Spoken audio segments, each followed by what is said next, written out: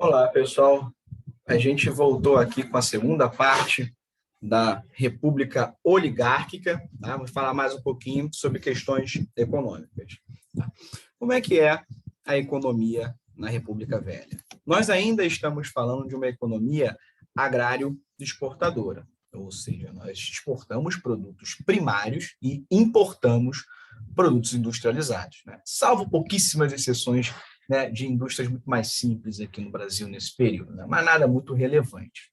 Tá? O principal produto é o café. Tá? Em alguns momentos, o café chegou a responder por mais de 60% das exportações brasileiras. Então, é um produto significativamente importante, tá? Basicamente o pilar da economia brasileira. Então, os outros 40%, né, ele está representado em uma série de outros produtos importantes. Nós temos o cacau aqui no sul da Bahia, nós temos a borracha, na região amazônica, nós temos, né, o açúcar também ainda em outras regiões nordeste, o algodão no Maranhão, mas o grosso mesmo é o café, principalmente que vem na região de São Paulo. Tá? Então, final do século XIX, início do século XX, o café ele já tomou conta, digamos assim, do oeste paulista, já migrou para o norte do Paraná e para o sul de Minas Gerais. Tá? Então, a gente está vendo que, geograficamente, nós estamos em uma expansão. Tá bom? Como a gente já tinha visto nas aulas sobre Império, a modernização, tá? Principalmente do estado de São Paulo, vai estar em função do café. Então, ferrovia, telégrafo, estradas, Porto de Santos, então tudo isso vai ser beneficiado para, né, o escoamento da produção do café. Então, isso faz com que o estado de São Paulo, se comparado a outros estados, ele seja muito moderno do ponto de vista da infraestrutura. A riqueza, tá, ela é muito importante aqui. Nós estamos falando de um estado, né, que sozinho responde por mais de 60% da economia brasileira. Né? Um estado, quando eu digo, obviamente, é uma parte do Rio de Janeiro, São Paulo, Minas Gerais e Paraná, mas o grosso mesmo, é de São Paulo. Então, esses indivíduos têm um poder econômico muito grande. Tá? Quando a gente fala de República do Café com Leite, a gente cita São Paulo por causa do café e do poder econômico, e a gente cita Minas Gerais pelo poder também da economia, né? Mas principalmente porque Minas Gerais é o maior curral eleitoral desse momento. Né? O maior número de votantes do Brasil está em Minas Gerais. Então, uma aliança com Minas Gerais ela é importante para angariar votos. Tá? Então, esse revezamento, né, é o que a gente chama de política do café com leite. Tá bom? A gente vai ver que final do século XIX, início do século XX, o Brasil está passando por um período de modernização também, né? Então, o comércio urbano está, aos poucos, se tornando mais importante, né, dentro do cenário. Lembrando, ainda não ultrapassa, né, individualmente o comércio do café, mas a gente está falando de uma ascensão. Tá? O trabalho é principalmente feito por imigrantes, tá? E aí a gente está falando de imigrantes europeus, tá? Muitos italianos, né? Espanhóis, retomando aqui, esses trabalhadores, imigrantes, em geral são italianos, espanhóis, né? Muitos portugueses, são pessoas que vêm para o Brasil, tá? Já de um contexto social diferente. Tá? Isso vai fazer diferença dos movimentos operários quando a gente for falar um pouquinho mais adiante. Tá? Bom, já no início do século XX também já há uma superprodução do café. Então, basicamente é o seguinte, esses cafeicultores eles estão produzindo mais do que eles conseguem vender. Tá? O resultado que quando tem mais, né, oferta do produto se comparado à demanda, a tendência é que o produto, né, o preço dele caia. Então, em Taubaté, né, Taubaté é uma cidade importante de São Paulo, ocorre, né, um encontro entre os governadores de São Paulo, Minas e Rio de Janeiro, né, com os poderosos cafeicultores, e esse convênio de Taubaté, né, nele é afirmado que os governadores desses três estados, né, se comprometeriam a comprar a produção, né, desse café a um preço fixo. E o excedente que não fosse vendido, né, para o mercado externo, seria destruído. Tá? Qual é o objetivo? É artificialmente manter o preço do café alto. Então, se eu produzo 100, mas eu só vendo 90, não tem problema, eu destruo esses 10 e eu mantenho o preço mais ou menos desregulado. Tá? essa política que ela beneficia a poucas pessoas, né, os cafeicultores no caso, porém ela penaliza o resto da sociedade, porque pega imposto, né, dinheiro público para benefício privado. Tá? Então, esses governadores vão tomar empréstimos lá fora, então vão se endividar muito, né, e a dívida quem paga é o conjunto da população, tá? Para benefício desses sujeitos. Tá? Então, o lucro ele é privatizado, porém, o prejuízo é socializado. Tá? Então, quem leva o prejuízo é o conjunto da sociedade que, por meio de seus impostos, vê uma classe específica sendo beneficiada. Tá? Então, nós temos também uma certa desvalorização monetária, nós temos uma dependência do ponto de vista político e econômico muito grande.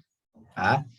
Então, se a gente investe em um lugar aqui, comprando esse excedente, a gente deixa de investir em outro, então isso tem uma série de problemas.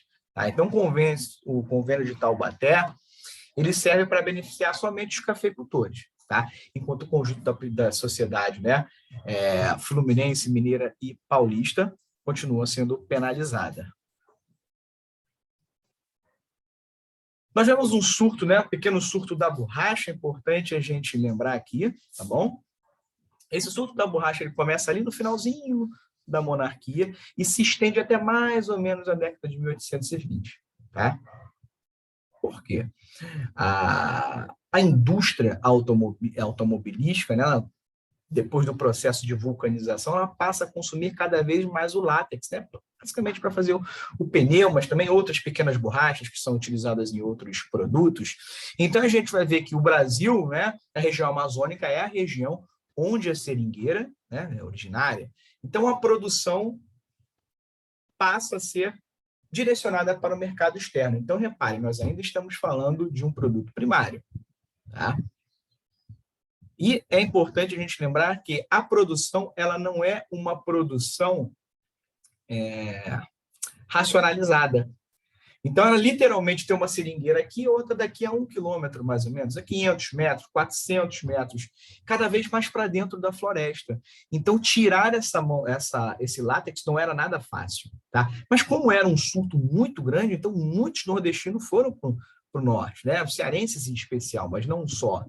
Então, esses indivíduos iam para lá, né, na busca de empregos, né, fugindo da seca, de toda a dificuldade do interior do Nordeste, iam para lá e se embrenhavam floresta dentro. Tá? As condições de trabalho eram péssimas, né? Então os surtos de doenças tropicais era algo muito comum. Tá? Então, a expectativa, né, de trabalho desses sujeitos não era de muitos anos, não. Então, em geral, ficava muito pouco tempo, porque eles realmente morriam. Tá? Nisso a gente invade, que eu digo Brasil, a gente invade o território boliviano, né? Isso cria uma série de problemas com os bolivianos. Isso resulta na pequena revolução do Acre, né? Uma tentativa de formar um país separado, não consegue. Então, para tentar pôr panos quentes e resolver a situação, o Brasil ele assina o Tratado de Petrópolis com a Bolívia no ano de 1913 e compra o Acre. Ah, então a gente comprou o Acre, paga, né, um X para a Bolívia, fica com um pedaço do território que passa a ser nosso. Tá? E a gente tenta, né, mas não consegue criar a estrada de ferro Madeira-Mamoré, né, com o objetivo de escoar essa produção do látex. Né? Então, a produção do látex ela é feita via Rio Amazonas, né, e outros afluentes do Rio Amazonas também. Tá? Os ingleses conseguiram, né, sair, né, ilegalmente do Brasil com uma muda da seringueira e levaram para plantar nas suas colônias, né? A gente já falou isso do imperialismo, nas suas colônias lá na Ásia. Só que eles fazem uma produção racionalizada, né? Então coloca-se uma planta uma atrás do outro e tudo mais. Então eles fazem isso ali no finalzinho do século XIX, início do século XX. Então já para a década de 1920, essas seringueiras já estão, né, muito grandes, elas se adaptaram muito bem ao clima asiático e começam a produzir em larga escala, começam a competir com a borracha brasileira e isso põe fim ao surto, que o Brasil passa a não conseguir competir, né? A nossa borracha passa a ser muito cara, se comparado, né, à produção de ingleses e depois de franceses lá no Sudeste Asiático. Tá bom? Beleza. nessa situação econômica do Brasil. Entre 1914 e 1918, o mundo mergulha na Primeira Guerra Mundial. Tá? Esse mergulho na Primeira Guerra Mundial vai afetar diretamente a economia brasileira. Por quê? O Brasil ele era dependente dessa importação de produtos industrializados. Então, as indústrias brasileiras eram de baixíssimo porte, tá? E de um número muito pequeno. Então, a gente importava muita coisa. A maioria dos produtos industrializados a gente simplesmente importava. Durante a Primeira Guerra Mundial, os esforços das indústrias, principalmente da Inglaterra, vai se voltar para a guerra. Então, isso faz com que haja um vácuo na produção e no fornecimento de produtos industrializados para outros países do mundo. Olha, veja bem, não cessa, tá? Mas há uma diminuição drástica. Então, o que acontece? No Brasil, a gente é obrigado a fazer o que a gente chama de substituição de importação. O surto é o quê? É um evento de grande impacto num curto espaço de tempo. Só enquanto durou a Primeira Guerra, a gente teve que fazer a industrialização de substituição. Ou seja, ou a gente produzia aqui mesmo ou não ia ter. Então, muitos cafeicultores, já um pouco cansados dessa crise do café, eles pegam o dinheiro e investem em indústria. Muitos imigrantes enriquecidos fazem isso também. Então, em São Paulo, a indústria que nasce ali devagar, né, na virada da década de 10 para a década de 20, ela é originária da burguesia cafeeira, né, dos grandes cafeicultores, uma parte deles. No Rio de Janeiro, grandes comerciantes também vão migrar para atividades industriais, também de forma muito pequena, tá? Sempre para substituir o que a gente importa. Tá? A gente não produz coisa sofisticada. A indústria, no geral, a indústria têxtil, né? Indústria de bens de consumo, enlatados, né? Sapato, roupa, coisa pequena. Por quê? O material ele vende bastante, né? O investimento inicial ele não é tão grande, tá? E, porém, ele tem uma saída muito rápida. Então, nesse momento, o Brasil ele dá um pequeno boom, né? Um pequeno estímulo na sua industrialização. Tá? Ainda não é o suficiente para a gente se industrializar de forma profunda, mas é um empurrão. Tá? E a gente vai ver que cresce o número de fábricas, cresce o número de trabalhadores urbanos também. Tá? Então, cresce o operariado também, da mesma forma que essa nova burguesia industrial. Tá bom? A gente vai ver aqui muitos grandes empresários, né, fugindo da Europa, vêm investir aqui também. Então, eles investem na modernização, né? Seja da infraestrutura do transporte, de serviço, de banco, iluminação, fornecimento de produtos mais sofisticados, ou alguns mesmo, inclusive, na indústria. Então, muitos desses sujeitos migram para os países, né, periféricos, né? O Brasil, Argentina, Chile, enfim, outros lugares também. Então, nesse momento, a gente vê o crescimento da atividade industrial e do crescimento também da urbanização brasileira. Repetindo, o Brasil ainda é um país essencialmente agrário, tá? Porém, a vida urbana cresce cada vez mais, né? A gente só vai fazer essa conversão aí de mais pessoas morando em cidade do que em campo na década de 50, tá? Mas nesse momento aqui a gente está vendo crescer as cidades. E nas cidades há uma dinâmica em termos de relação social, econômica e política mais sofisticada. O coronelismo, por exemplo, ele funciona muito no interior do Brasil, não funciona muito bem na cidade.